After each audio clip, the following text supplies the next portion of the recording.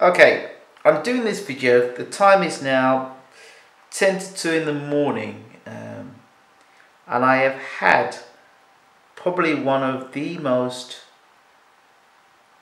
if you are a fan of sport or a fan of boxing, then for me, you'd feel you'd had a great day or great achievement. The reason why a lot of people watch my channel, or a few people watch my channel, watch BWTMONLINE TV, is because they feel that I ask the questions that people want the answers to, or the fans want the answers to. Well, that's how I dub myself. And the other reason why I think people like the channel is because I'm real and I sort of say things the way I see it, and I like people on the channel to be the same way.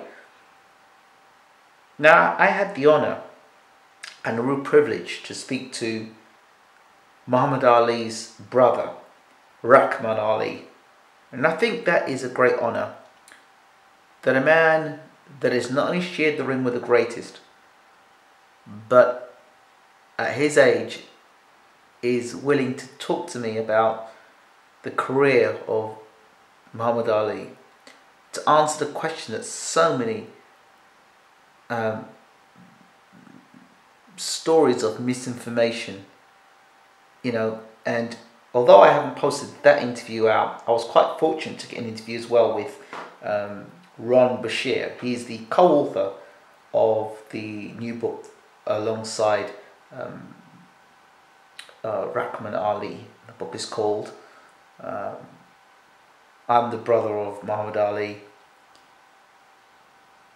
basically, and it's a story of Rahman Ali's life as the brother of Muhammad Ali and living in the shadow of Muhammad Ali. So I won't ruin any more of it than that, because you'll get to hear about it more in the interview. But I posted it out on social media, and it kind of alarms me that people are more interested in just talking about Manny Pacquiao and Floyd Mayweather and Robert Guerrero, and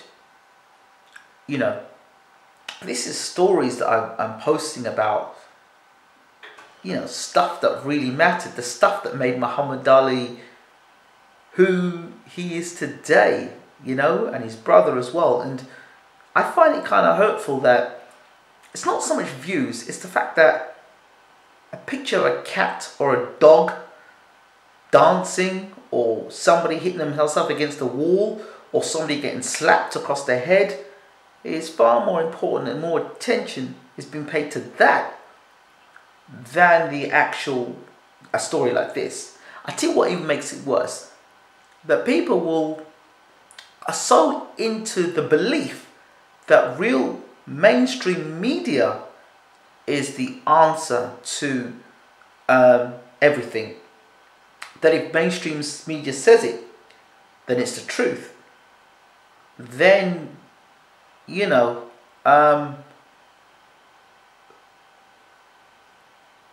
it's a sort of messed up way of looking at things, because anybody who knows mainstream media know that they've got an agenda, whether it to be sell papers, whether it be a political agenda, whatever agenda they've got. And when you've got people that want to talk about things, about their life, and tell the truth, there are other people out there that think, oh, I've got to get it from the mainstream media. If it doesn't come out of Fox News, if it didn't come out of CNN, if it didn't come out of... But yeah, what I don't get is this. The same sources, even in boxing, the same sources that you call mainstream media and reputable are the same sources that you will slag off on a Friday and a Saturday night while watching boxing, saying, these people know nothing about boxing. These people will make the same predictions week in, week out, and make them horrendously wrong. And look, I'm not getting paid to make predictions, right? So you can kind of push me to one side on that in a second, but these people get paid to make predictions. These people are paid to commentate. And there are people in the world of journalism that do better stories than these people, that probably can do better commentating and voiceovers than some of these clowns that are in boxing today, or in journalism today in general. And I find it quite hurtful, but if you don't speak about it, then you cover it over. And that's why I like people like Peter Fury, and Tyson Fury and Bryant Jennings and Keith Thurman, you know, these guys are guys that just tell you as it is. And that's why I enjoy talking to them. And Julius Jackson and all the people that Baylor generally have interviewed and people who speak the truth. And I guess that reflects how I feel. So some people will look at this video I've posted now and say I'm an attention whore. Others will understand what I'm trying to say here. And to those who understand what I'm saying down the camera, I want to hear your opinions and your thoughts on not so much correcting YouTube views, because that's not what it's about. What it's about is sharing a message of hope and truth about a great man. And if we love Muhammad Ali the way that we supposedly say we love Muhammad Ali, why should it be such a struggle? And why should somebody like Ron Brashear, you know, not be able to just go to all the boxing media and tell them, you know, you're real quick to get an interview of Floyd Mayweather and post a Mayweather or post a Canelo or post a Cotto. But what about those great fighters of the past? What about them? What about getting interviews with them? What about, you know, talking about their history and what their struggles are? Now let me tell you something about Muhammad Ali for those people who don't know about Muhammad Ali. The things Muhammad Ali did in his era in terms of being a black man that stood up for his beliefs and was prepared to go to prison and not go to war. Right? For a man to do that, it's a great man indeed.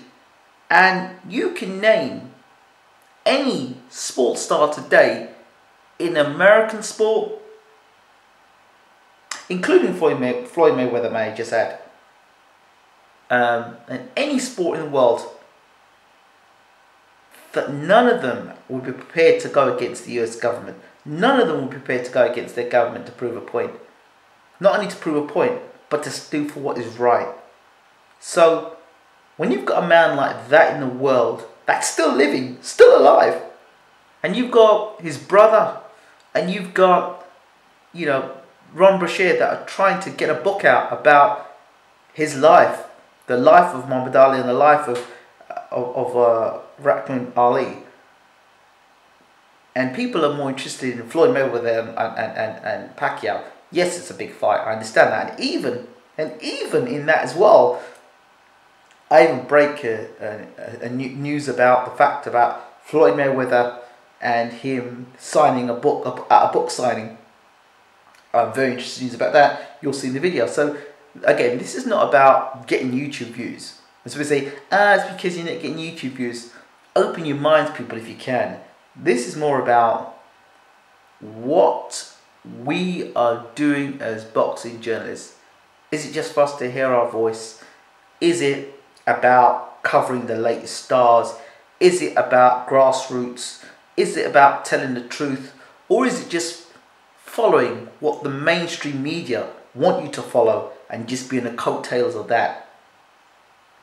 Where does investigative journalism come into it? And why is it when people do investigative journalism and break news ahead of certain other mainstream media and get it right, that because they're not mainstream media, they're not given the credit they deserve? When mainstream media, a lot of them just pick off the information after it's come to the surface. Now I'm going to drop another name here, Rashidi Ellis. I keep on dropping this man's name. Go look at the videos about him. This guy is going to have a great future in boxing. And I said it already, and I believe now Manny Pacquiao is going to be using Rashidi Ellis to spar, to replicate the Floyd Mayweather style. Boxing fans, boxing journalists, don't wait until this man becomes a superstar to start kissing his ass. Don't wait until he becomes a superstar. Same thing with Thurman, same thing with Terence Crawford. There's two more examples, right? Terence Crawford, nobody was interested in Terence Crawford. I said this man was going to be a star. We wait until now, everyone wants to interview Terence Crawford. Keith Thurman, another example. A man who doing things in boxing. Everybody wants to get on the bandwagon and start talking to Keith now. Don't get it. What's the role of a boxing? If you're going to do boxing journalism, what's it about? Just to talk about the stars as they are, or to do a bit more investigative stuff? So really, I think what I'm talking about here is not just the fact that about views. It's about getting deeper about the interviews that we do. That we're not trying to buddy up and being friends with people, but trying to find out the truth about people, more about the stuff about people. Like, for example, number one, Tyson Fury.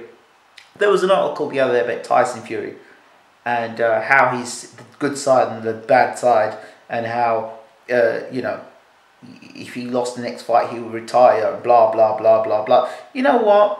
When you take the time to really get to know somebody and do an interview with them, not just turn up to a press conference and do an interview, when you actually take the time to get to know the person and ask them their opinion, what they think, and how they really feel, and then you go away and say to yourself,